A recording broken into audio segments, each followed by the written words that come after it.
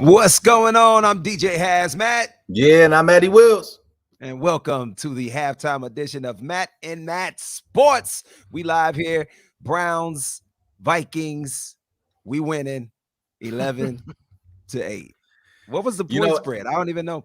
What I was the thought it Vegas? dropped. I think it dropped down to a pick'em actually, which means that Oh, there is no hmm. spread. But Oh, it opened the week at -2 for the Browns. But you know, right now I think that we have to be happy with where we are in this game, especially mhm. considering the fact that your boy Baker Mayfield doesn't look terribly great today.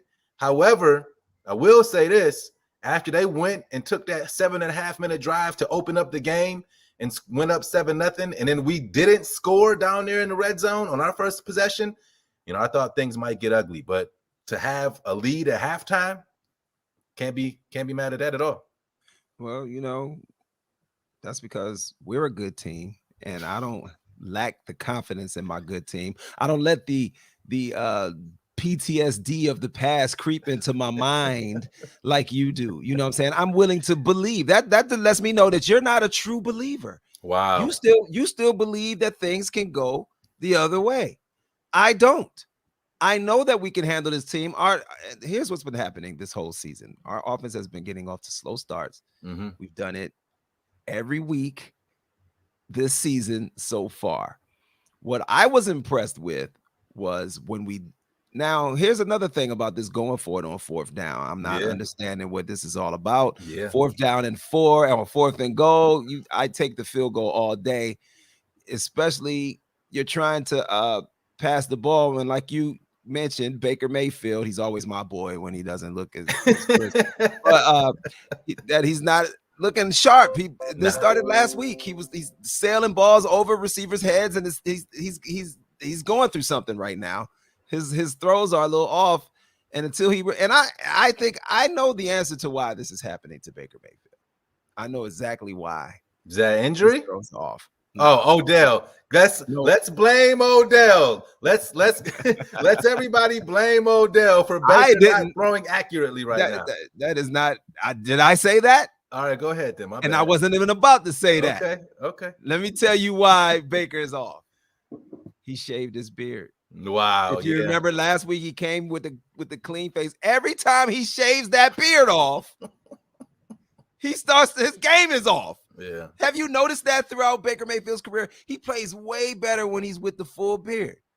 Not sure He what's balls going on out with Baker right now. when he's got the full beard. When he tries to go clean face, it just doesn't seem to work out with him. Baker, keep the beard, man. I'm not blaming anything on Odell Beckham Jr. as of today. You know what I'm saying? But Baker Mayfield, let's start with the beard first, okay? Because he did connect with Odell Beckham Jr. last week. So I'm not sitting here saying Odell Beckham is throwing Baker's game off. But you do bring up a coincidence. He wasn't firing passes 10 feet over people's heads before Odell got back. So, Well, maybe did hopefully there is Odell nothing to that. did Go Odell ahead. not get have a pass interference occur on him on that last throw to the end zone right before we had to kick that field goal? It looked like that could have been called a pass interference, which would have put the Yeah. ball on the 1 Just like yard number line. But 97, just like 97 for our team could have gotten called for a face mask and they didn't call that. So That's thank true. goodness these referees are turning a blind eye to some calls today. That's true. Because that could have hurt us. Because we were Yeah, for getting them sure. off the field on third down, and he definitely caught that face mask. Yeah. And thank goodness a silly, simple something like that didn't get called and cause them to go down and get momentum and score before the half. So referees are missing calls. They're making some calls. I mean, I'm not going to sit up here. You want to call pass interference. Back in the day, a pass interference call was also determined as to whether the ball was catchable or not. Right. And it's supposed to be today, according to the rules, but Well, the ball was not catchable. This was one of those Baker, I'm throwing the ball to the sky passes. He's just launching it. He missed Kareem Hunt for a touchdown, even though he tried to throw and twist his body to throw. That's not your game. Plant your feet and throw the ball, Baker. You're much more accurate when you do that. True, and Kareem still had a shot at catching that ball. Yeah, but it's a mistimed jump, but he shouldn't have had to sure. jump. He was wide open. For sure, You know wide what I'm saying? open. So, But here's William Daniels. Not impressed with Baker. Well, good. That's a good segue. So let's go over some numbers real I'm quick. sure William probably has never been impressed with Baker Mayfield. Baker and right is now, waiting, and he's the type of person that's waiting for the opportunity to say something not about necessarily. Baker. We don't know that about William. There's plenty of guys. We don't know that. Right now, Baker. I mean, Kirk Cousins, for all intents and purposes, isn't looking like a world beater either. But let's go.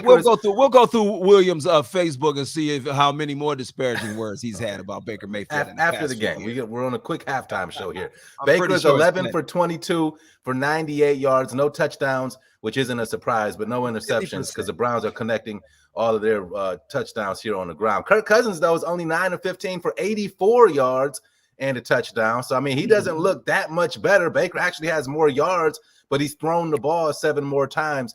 Kareem Hunt may be our offensive MVP through the first 3.5 games this season. He's got the touchdown.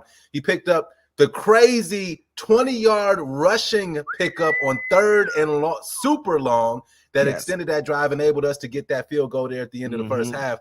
Nick Chubb is held in check a little bit, 10 for 39 yards. But, I mean, hey, I don't know, man. But Nick Chubb has some crucial runs. Nick Chubb has some crucial runs in those for sure. Those long sustaining drives that we had. And great second effort from Nick Chubb too, both of those guys. You know, as we're sitting here, my wife, funny you should bring that up. She's talking about how she just likes the way Kareem Hunt runs versus Nick Chubb. She just feels like when Kareem Hunt gets the ball, something gonna happen. You know what I mean? Because Kareem Hunt is about that action. But I'm saying what you miss in the Nick Chubb is that his action is more subtle. He doesn't, Kareem Hunt be contorting his body and twisting, the dreads are flying. He don't have a traditional stance into his run style. He kind of runs straight up, even though he's kind of built like a power back a little bit more. He's kind of a cross. He's like a hybrid power scat back. I would agree. So he looks more exciting when he runs, and plus they call different plays for the different guys. Nick Chubb is most certainly usually going through the tackles. You know what I'm saying? Straight up the gut, power run. Yeah. Where Kareem Hunt, he's getting on the outside a little bit more. He's getting those play action screens and things of that nature. Shout out to Rachel. That's my sister. She's at the game right now. Rachel, I forgot. Thank you for chiming in. She's at the game. She's decked out in orange gear, in brown and orange gear. She live out there? My youngest brother, shout out to Josh, lives there. My stepdad and my sister are there right now. They're all there at the game going crazy. And Rachel is a very emphatic fan. So she don't do nothing quiet. So I'm sure her neighbors at the game are loving that. There's a whole lot of emphatic Browns fans at that game. Absolutely. If you look, and the stadium is so bright, so you can see like everything. So I'm sure that's a nice stadium. I can't wait to get into one of these new stadiums, like next week. But yeah. So shout out. Are you going to LA? Yeah, man. Oh, we got that Chargers game. Oh, look yes. At you. The Has tour continues. Look at me. So the mystery Browns fan won. Can I finish my point about the damn? I'm sorry. Yeah, running back. Yeah. Shout out. So I was trying to explain to her that Nick Chubb is just as effective. These two guys, we're blessed to have both of them. So absolutely, we're not gonna, do that pit one against the other. Whoever gets that ball, I want to see both of them turn up. You know what I mean? And for her, so we got this kind of family fantasy football thing going. Okay. Nick Chubb is her fantasy football running back, and you're kind of rooting for the other guy to get his touches. That's not going to pan out well for you on your fantasy team. You need number 24 to touch that rock. She was like, I just want the Browns to win. I'm like, I get it, but you got a fantasy football team, right? And if it's like Kareem Hunt came in and got a touchdown that Nick Chubb might have got there on the goal line, you know what I'm saying? That could be the difference in you winning or losing your fantasy football game today. What up, Mike Miller? Go Browns indeed, man. Listen, for the Browns to have a 4-point lead in this game where the offense doesn't look tremendous, your defense for the second week in a row has stepped up outside of that first long-ass drive that was half the first quarter. Mm-hmm. The Browns defense has been getting them off the field. I mean, I know they've missed a call or two, but as they should, exactly. So, it looks like they're going to be getting back on the field here in a minute. So you might want to kind of wrap up with some final thoughts. Come on, man, liquid courage. Kirk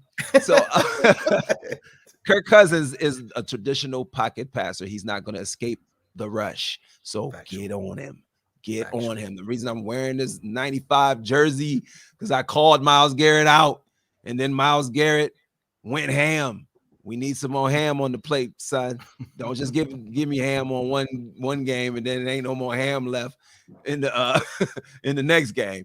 I don't need to see 4.5 sacks every week, but I need to see at least one. Something. Get in there. You know what I'm saying? I will They're kicking the continue ball to, off, dog. all right, bro. They're Well, kicking when the we talk, ball off. make sure you guys come back and join us after the game, post game, for Mad Matt Sports. We'll be back and talk about the results after we get this win. You already know. We'll see you after the fourth quarter. Thank you for tuning Peace. in. Peace.